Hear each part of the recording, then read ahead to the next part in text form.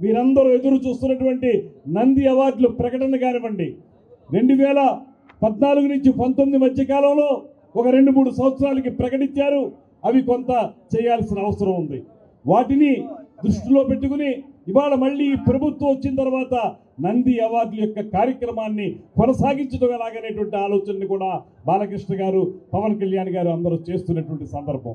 దీన్ని దృష్టిలో పెట్టుకుని రాబోయే రోజుల్లో film development corporation, TV development corporation, అదేవిధంగా నాటక కార్పొరేషన్, ఈ మూడింటి సమ్మిళితమైనటువంటి ఆంధ్రప్రదేశ్ రాష్ట్ర చలనచిత్ర నాటక రంగ టీవీ అభివృద్ధి సంస్థ ఏదైతే ఉందో దాన్ని ముందుకు తీసుకెళ్ళడానికి ఈ టీం బాగా పనిచేయాలని, భరత్ భూషణ్ గారు, చిక్కాల ఉమామహేశ్వరరావు గారు, వీరి యొక్క ఆధ్వర్యంలో ఈ కార్యక్రమాలు బాగా ముందుకు వెళ్ళాలని, మొత్తం టీం సభ్యులందరూ కూడా చూస్తే అందరూ కూడా ఒక్కొక్కరు కూడా వారి వారి రంగాల్లో అద్భుతమైనటువంటి ప్రతిభను కనపరిచినటువంటి సభ్యులు, డైరెక్టర్లు ఉన్నారు.